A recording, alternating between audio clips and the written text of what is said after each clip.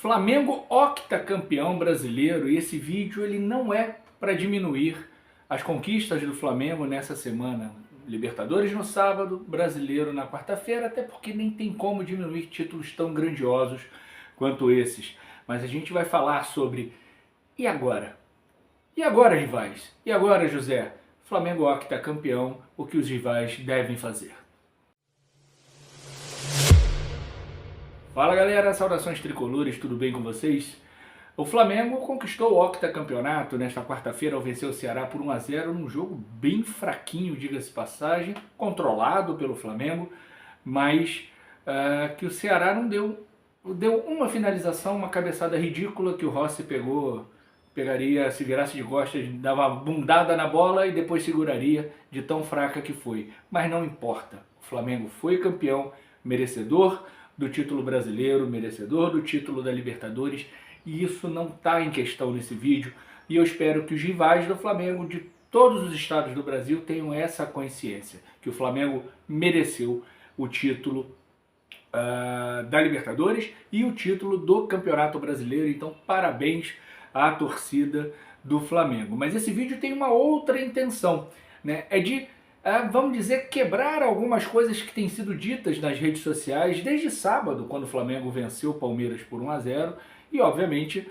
né, ontem, quando o Flamengo venceu o Ceará e conquistou o Brasileiro. Primeiro, falar em espanholização do futebol brasileiro. Virou um mantra nas redes sociais, incluindo de jornalistas, falar em espanholização do Campeonato Brasileiro. Em primeiro lugar, não tem espanholização nenhuma. O Campeonato Brasileiro é o campeonato mais impossível de se prever do mundo, né? Porque você tem diversos times que podem arrebentar, você tem surpresas para o bem e para o mal, né? E obviamente você tem sempre dois grandes favoritos, Flamengo e Palmeiras, e a gente já vai dizer o porquê que esses dois são sempre favoritos, né? Mas a espanholização é uma farsa, né? Porque fala isso quem não conhece a história do Campeonato Espanhol, que sempre foi, entre aspas, espanholizado, ou seja, Real Madrid e Barcelona. Basta dizer que o Real Madrid tem 36 títulos, o Barcelona tem 26 e o terceiro colocado é o Atlético de Madrid com 11 títulos.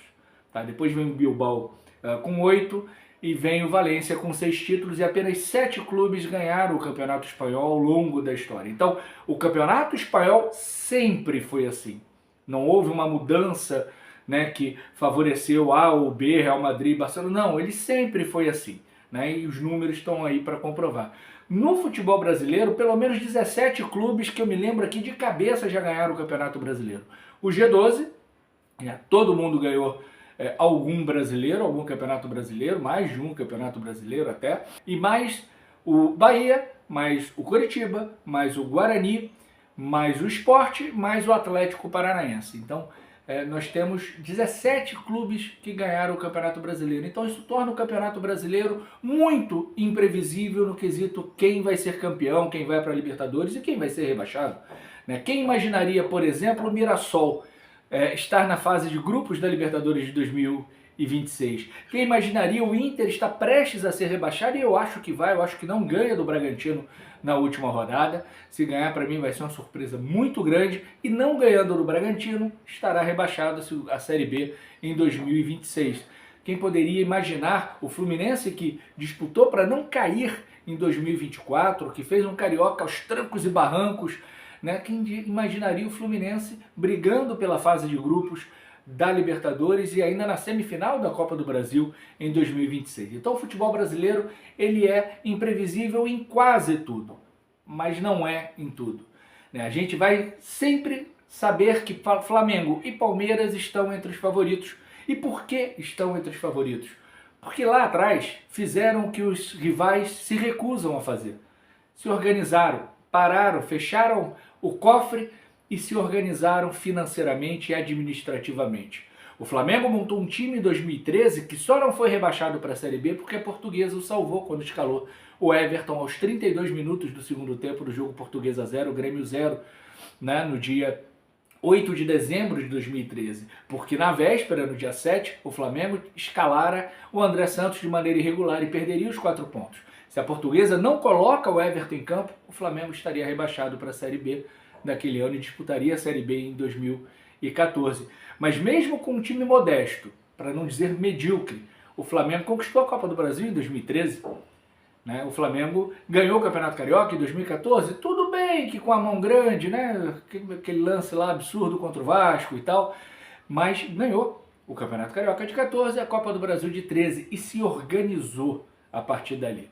O Flamengo montou times tão medíocres, né, que o Vasco foi bicampeão carioca 15 e 16. Vejam bem, o Vasco foi bicampeão carioca. O Botafogo ganhou o campeonato de 2018.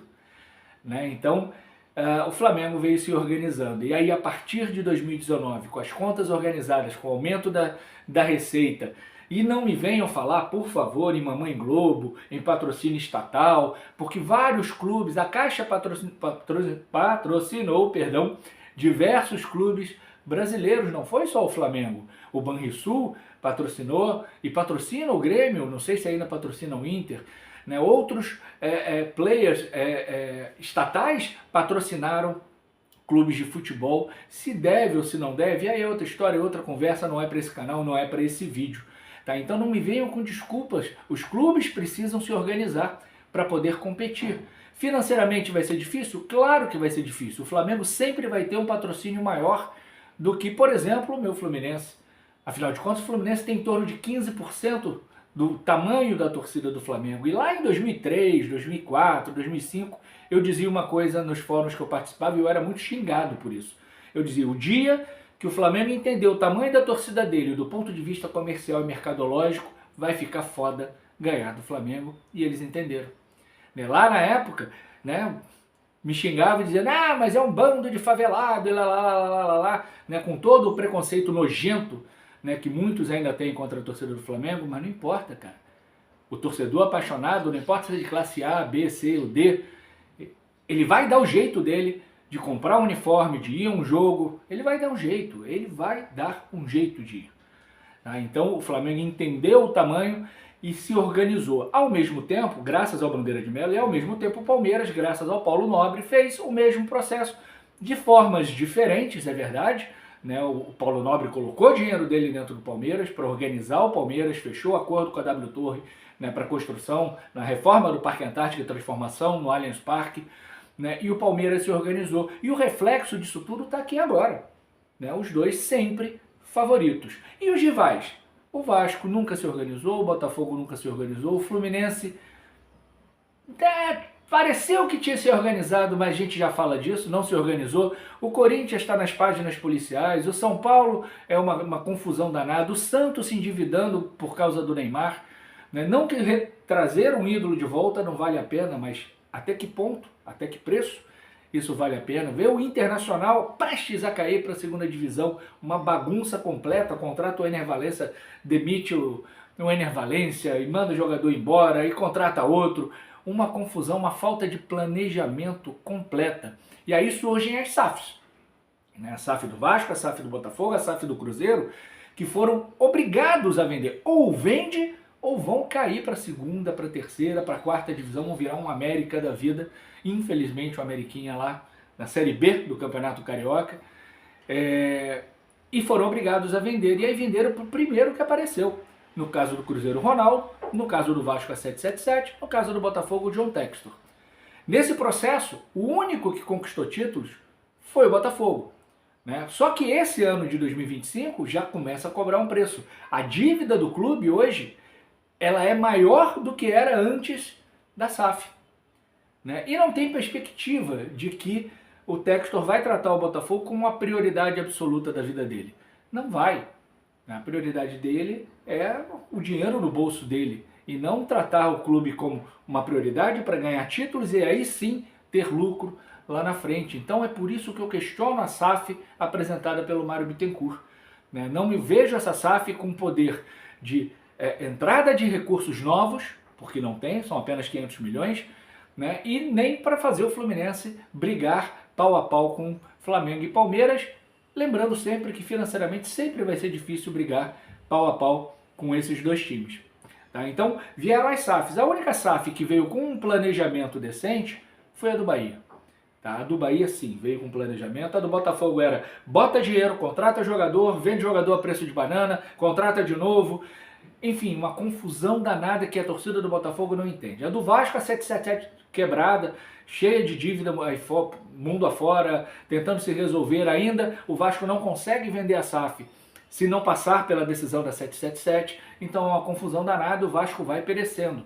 O Cruzeiro pereceu sob o comando do Ronaldo, e aí veio lá o tal do Pedrinho, né, comprou a SAF do Ronaldo, a parte do Ronaldo no negócio, né, e melhorou, efetivamente melhorou, mas qual vai ser o compromisso de longo prazo, né, do Cruzeiro, do Pedrinho, porque também gastou muito dinheiro, e esse dinheiro veio da onde? Como que ele retorna esse dinheiro para ele? Em que momento ele vai desistir da brincadeirinha, né, se é que juridicamente vai poder desistir da brincadeirinha? Então, os clubes não se organizaram. No caso específico do Fluminense, o Fluminense tem recordes de arrecadação, recorde de receita, ano após ano, desde, se eu não me engano, de 2022.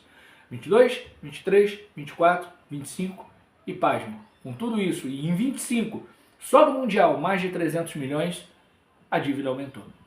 Porque não tem planejamento, porque contrata a esmo, contrata de qualquer maneira, paga salários astronômicos, né, como por exemplo mais de 1 milhão, segundo dizem, para o Soteldo, que jogou muito bem contra o Grêmio, foi o craque do jogo, a meu ver, mas para o Soteldo, que contratou Everaldo, que lá atrás contratou Ourinho, Lucão do Break, Casares, Marrone, Caio Paulista, Cris Silva, o Henrique já em final de carreira, ficou uns meses e foi embora, a Egídio, Danilo Barcelos, Bobadilha, Abel Hernandes, Gabriel Pires, Renato Augusto, Terãs, Douglas Costa, Antônio Carlos. E não para, esse ano foi Everaldo, Otávio, Soteldo, né? Tudo sem nenhum planejamento. E sem planejamento vai continuar 26, 27, 28, sei lá até quando, Flamengo e Palmeiras como os maiores favoritos. E enquanto o Pedrinho quiser brincar, né?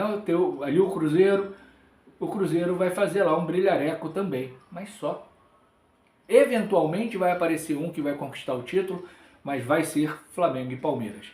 Então, os títulos do Flamengo, que poderiam ser do Palmeiras, o Palmeiras tem a segunda maior paçocada da história do Campeonato Brasileiro, a primeira do Botafogo de 23, né? Os dois títulos poderiam ser do Palmeiras. Se o Palmeiras tivesse jogado bola no sábado, poderia ter ganho. Se o Piquerez não tivesse entregado o escanteio para o Flamengo, que saiu o gol do Danilo, né? O Palmeiras até poderia ter vencido a partida, o Palmeiras poderia ter sido campeão brasileiro, mas não foi, foi o Flamengo. Mas se não fosse o Flamengo, seria o Palmeiras. Não foi o Palmeiras, foi o Flamengo. Enquanto os clubes não tomarem vergonha na cara e pararem de brincar e de usar muitas vezes os clubes para enriquecimento, ou para negócios, ou para o que quer que seja, que não administrar o clube para se planejar, se organizar para disputar títulos, Flamengo e Palmeiras continuarão como favoritos, e o Flamengo ainda mais favorito, porque tem uma organização administrativa e financeira ainda maior que o Palmeiras. Então,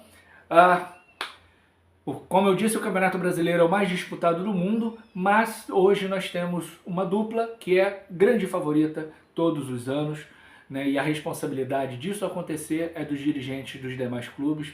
Volto a dizer, o Corinthians lá envolvido nas páginas policiais e não esportivas, né? E mais uma vez eu quero dar os parabéns à torcida do Flamengo, comemorem muito, porque ganhar Brasileiro e Libertadores no mesmo ano, e vocês ganharam em 19 e agora ganham 6 anos depois, é um feito extraordinário, porque são duas competições, sobretudo o Campeonato Brasileiro, extremamente cansativa, demorada e importante. Então parabéns, comemorem bastante, e dirigentes dos outros clubes, tomem vergonha na cara. Um grande beijo, um grande abraço, saudações tricolores.